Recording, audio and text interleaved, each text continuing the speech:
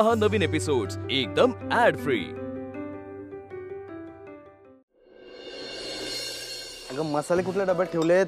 हाय बघा तिथे बारके डब्यात। बारके इथे 4 डब्यात बारके कुठला डब्बा? अहो तुम्ही शोधायला सोडून किती बोलताय हो? लिहून ठेवत जा ना तू. नको लिहू नको घाणाक्षर. राजू दादा तुम्ही सांगितलेलं सगळं सामान आणलंय. अरे वा वा ठेव इकडे. ठेव एकदा बघून घ्या. अरे आणल्याशी. हा बरोबर ना?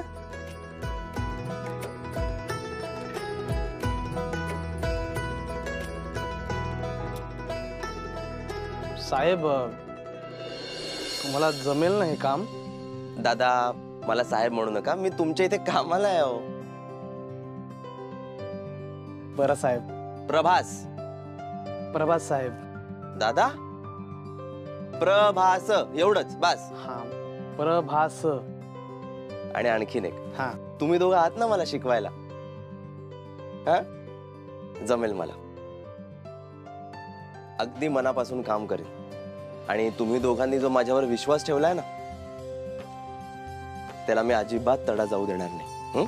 बर प्रभास आधी ना आपल्याकडे ना 150 माणसं.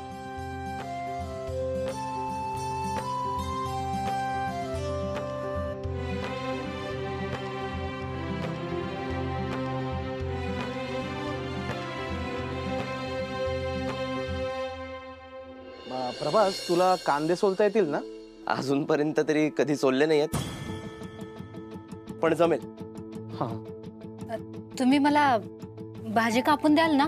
तेही अजूनपर्यंत कधी केलं नाहीये पण जमेल. प्रभास अरे राग नको माणूस, पण याच्या आधी तू हे सगळं काम केलं नाहीयेस तर हे आता कसं जमेल? दादा प्रेमात खूप ताकद असते. प्रेम सगळं शिकवेल. सगळं शिकवेल. चला कामाला लागूया. आता भाज्या कापून. राजू दादा मी ऐक, कार्यक्रमाला 50 माणसं वाढणार आहेत त्यामुळे ऑर्डर वाढवून घे. 50 माणसं?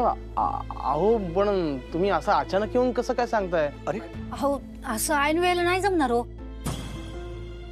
हा अरे कमाल आहे तुझी. तुला मी बिझनेस वाढवून देतोय आणि तू चक्क नाही म्हणतोयस.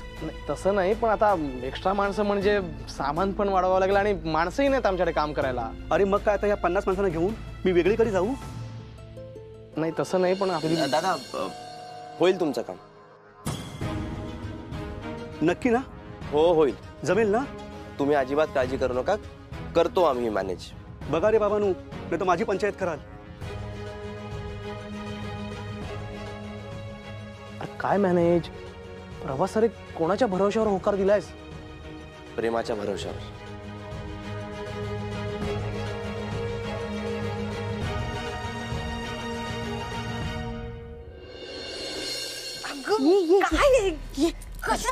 कशाला एवढं उडत आणलंस मला? चांगली मी आराम करत होते ना खोलीत. थांब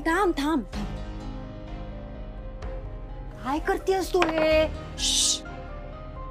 अगं आपल्या घरात भिंतींना सुद्धा कान आहेत. आत्ता जशी मी एक गोष्ट ऐकून आले ना तसं आपलंही बोलणं कोणीतरी ऐकू शकतं, म्हणून तुला इथे आणलं. सांग काय ते? तुला एका ठिकाणी जायचंय. एवढ्या उन्हात मी नाही जाणार कुठे. जावं तर तुला लागेलच मम्मी. आता तू ठरव की तुला कटकट करत जायचंय की मनापासून जायचंय. देवा काय हट्टी मुलगी आहे ही. तुझीच आहे ना? बरं ऐक, प्रभासला एका ठिकाणी काम मिळालं. आता तेच काम त्याच्या हातून निसटावं म्हणून तू तिकडे जायचंयस आणि काहीतरी प्रयत्न करायचेस. मी पत्ता वगैरे सांगेन तुला नंतर. अगं हे सगळं करण्यात तू पटायतेस ना, मग तूच कर ना. मला कशाला पाठवतेस? मम्मी अगं मी प्रभासचं काम बिघडवण्याचे एवढे प्रयत्न केलेत ना की आता मी एकदा सुद्धा त्याच्या समोर आले ना तर आयुष्यातून हकलून टाकेल ग तो मला. ते नकोय मला, कळलं? म्हणून तू तिथे जायचंयस. वाटलंस तर मला ना शिव्या घाल, वाटेल ते बोल त्याच्या समोर, चालेल. पण असं काहीतरी कर जेणेकरून त्याच्या हातून त्याला मिळालेलं काम निसटेल.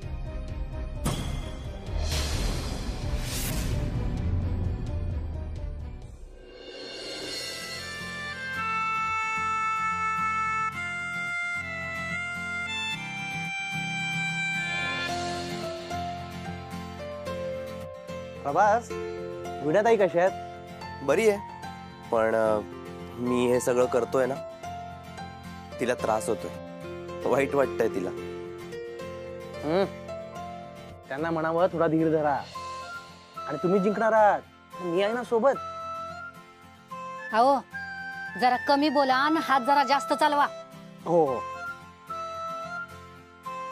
प्रभास, नंतर हे सगळं सहन करण्याची तयारी ठेव बाबा. हा, करतोय करतोय.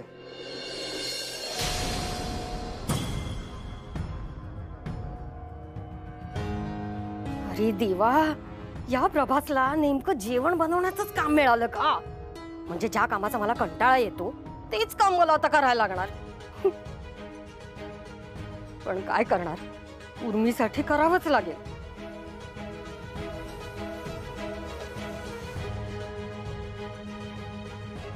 देवा, मदत कर रे बाबा, मदत कर.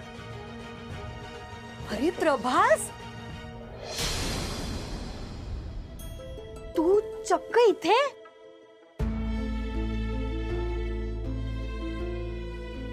कसा आहेस रे? अरे मी ना ह्या साखरपुड्याच्या समारंभाला आले होते इथे. तू काय करतोयस रे इथे? काय करतोयस हे? वीणावर प्रेम केल्याची केवढी मोठी शिक्षा मिळते ना रे तुला. किती कष्ट करावे लागतात तुला. वीणासाठी खूप करतोस रे तू. प्रभास, खरंच तुझं आणि वीणाचं एकमेकांवर खूप प्रेम आहे. हे माझ्या उर्मीला कधी कळणार आहे ना, देवच जाणे. अरे प्रभास, तुला सांगू, उर्मीच्या बालिशपणाचा ना मला खूप कंटाळा आलाय. एवढा वेडेपणा ती मुलगी कशी करते ना, देवच जाणे बाबा. रोज काही ना काहीतरी उपद्व्याप करत असते बघ. ऐका ना, तुम्ही फंक्शनला आलात ना, मग तो अटेंड करा ना. इथे आम्हाला ना शांतपणे काम करू द्या प्लीज. ऐक ना, मी मदत करू का रे तुला? म्हणजे कसं आहे ना, उर्मीच्या वागण्याची भरपाई मी करते, म्हणून तुला म्हणते मी मदत करते तुला. मला मदत करण्यापेक्षा ना उर्मीला जाऊन शिकवा कसं वागायचं ते. ते तर मी करतेच रे, पण आता मला इथे तुझी मदत करू दे. म्हणजे कसं आहे ना रे, माझ्या मनात काही राहायला नको. ऐका ना, नाही म्हंटल ना तुम्हाला, एकदा सांगितलेलं कळत नाही का? प्लीज. अरे असं का बोलतोयस प्रभास? करू दे ना मला मदत. काय करू मी? ओ ताई, ऐका ना, तर ते नाही म्हणतात तर राहू द्या ना. अहो राहू देत कसं?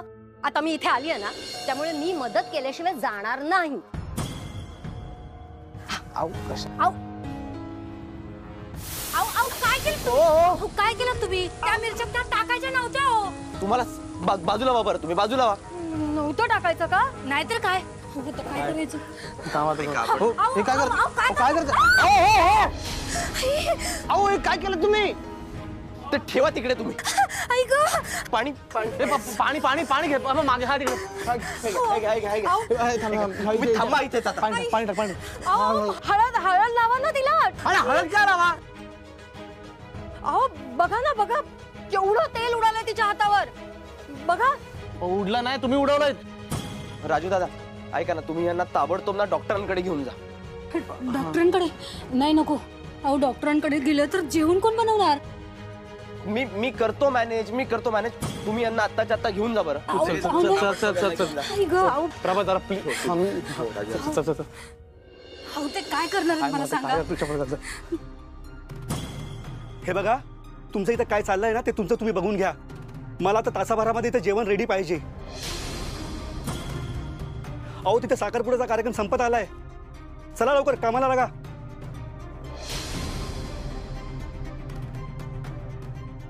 प्रभास, अरे माझ्याकडून खूप मोठी चूक झाली रे, मला माफ कर रे.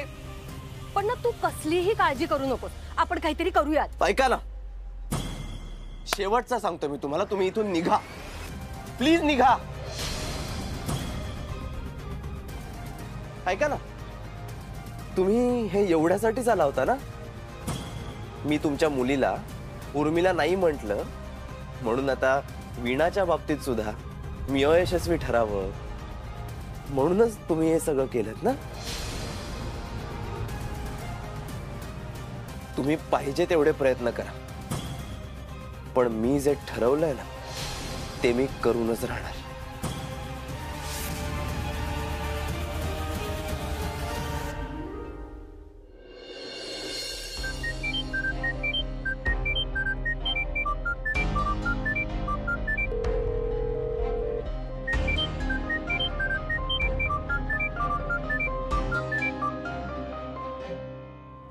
वीणा, वीणा ऐक ना, मला तुझी मदत हवी आहे, खूप अर्जंट आहे.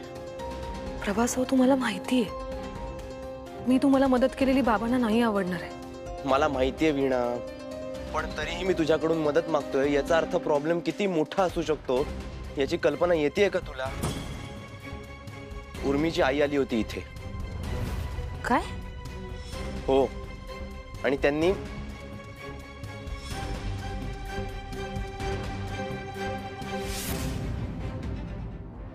अहो काय केलं तुम्ही? या मिरच्या त्यात टाकायच्या नव्हत्या.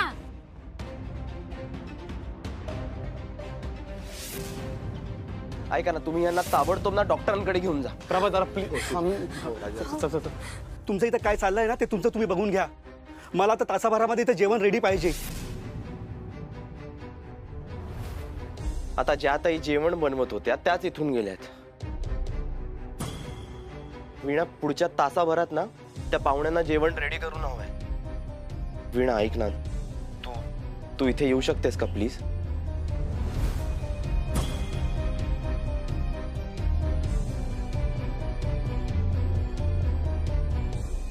वीणा, हे बघ, ठीक आहे, तुला नसेल जमणार तर काहीच हरकत नाहीये. मी करेन मॅनेज. प्रभास, मी येते. वीणा, खरंच? हो. Thanks Veena, love you.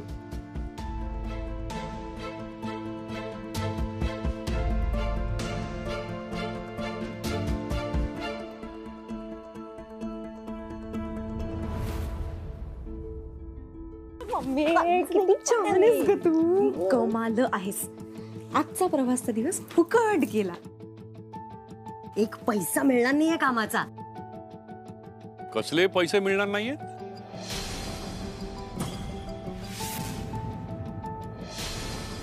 काय नाही दादा. अरे ही उर्मी बघ ना, ही म्हणते घरातली जर कामं करायची असतील तर मला त्या कामाचे पैसे दे, म्हणून तिला सांगत होते एकही पैसा मिळणार नाहीये कामाचा.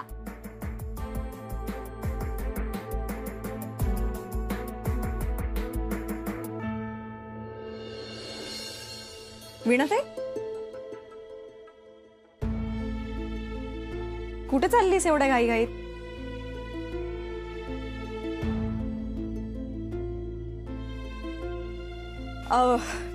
कुणाला भेटायला चाललीयस का?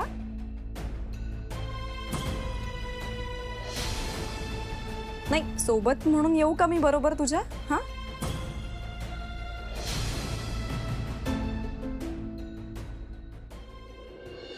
उर्मे, अगं गप्पा बस ना. तुला काय करायचंय ग? ती कुठे का जाईना? तुझ्या का पोटात दुखतंय? अगं बहीण आहे ती माझी. मला काही वाटतं की नाही तिच्याबद्दल? हो, तेही बरोबरच आहे म्हणा. अगं पण कशाला? तुला असं वाटतंय का की ही केव्हाही उठून प्रभासलाच भेटायला जाते? उगाच आपलं तिच्यावर संशय घेतेस. प्रभासचं तर नावही काढलं नाही मी. नाही मम्मी, अगं तसं बोलतच नाहीये मी काही. कारण की दादा मामा म्हणालाय ना तिला की त्याला भेटायचं नाही, त्याची मदत नाही करायची, तर ती का करेल ना असं? दादा मामाचा शब्द नक्कीच पाळेल ती. हो, तेही बरोबरच आहे म्हणा. वीणा, कुठे तू देवळात चालली आहेस का ग?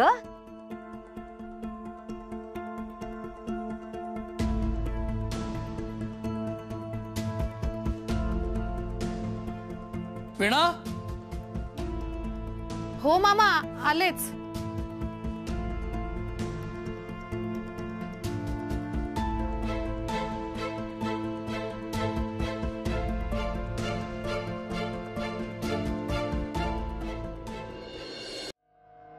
अहो काय झालंय? नुसते फेऱ्या काय मारताय? सांगा तरी. पाणी आणून देऊ का? तूच पिते पाणी. मला ना बर्फाची लादी आणून दे. लादी? पण बर्फाची लादी ऑर्डर करावी लागेल हो.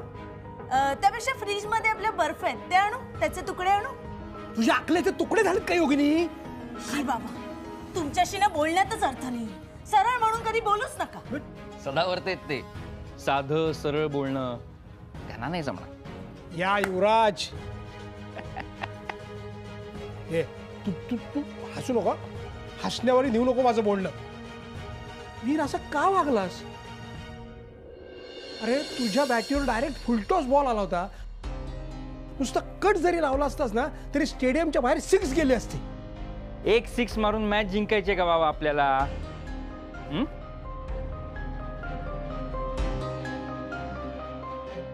आपल्याला एंड रिझल्ट महत्वाचा आहे. हो, दोघं काय बोलताय मला काहीच कळत नाहीये.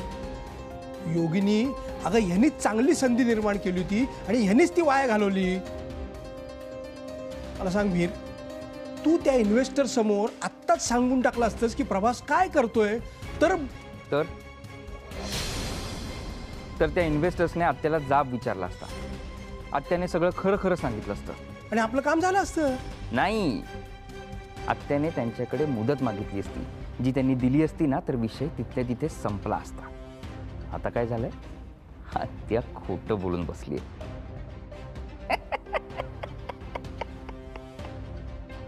प्रभास त्याच्या पर्सनल कामासाठी बाहेर गेलाय.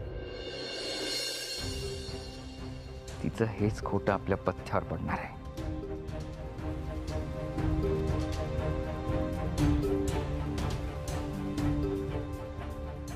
आत्या जेवढं जास्त खोटं बोलेल तितकी जास्त ती तोंडावर पडणार.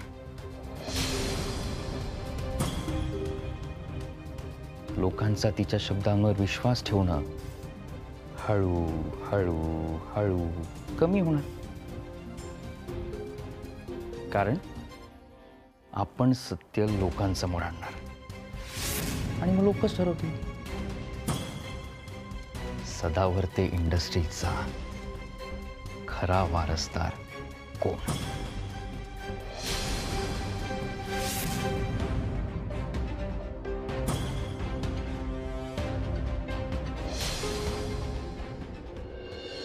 वीणा,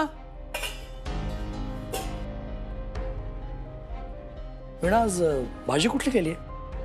नाही, जाताना थोडी प्रभासला देऊन जाईन. वीणा, काय झालं? मामा, अरे आज मामी आत्याने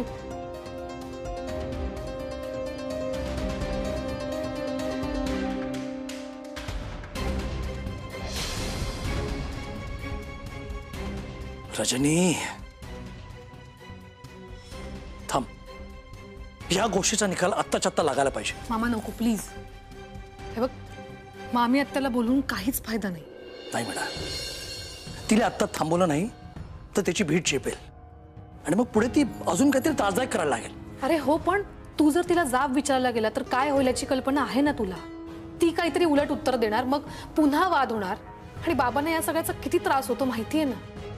यातलं मला काहीही व्हायला नकोय खरंच.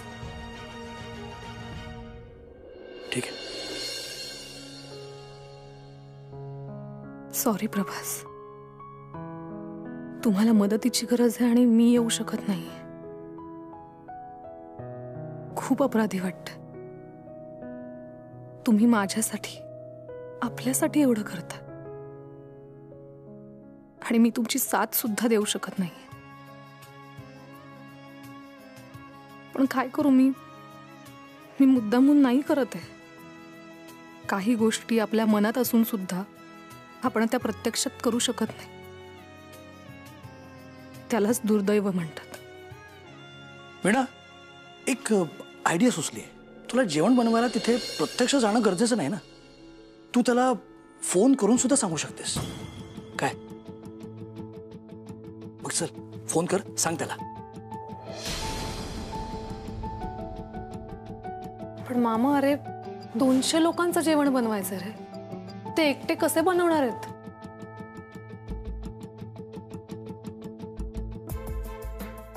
तू त्याची काळजी करू नकोस. प्रभास तिथे एकटा नसेल.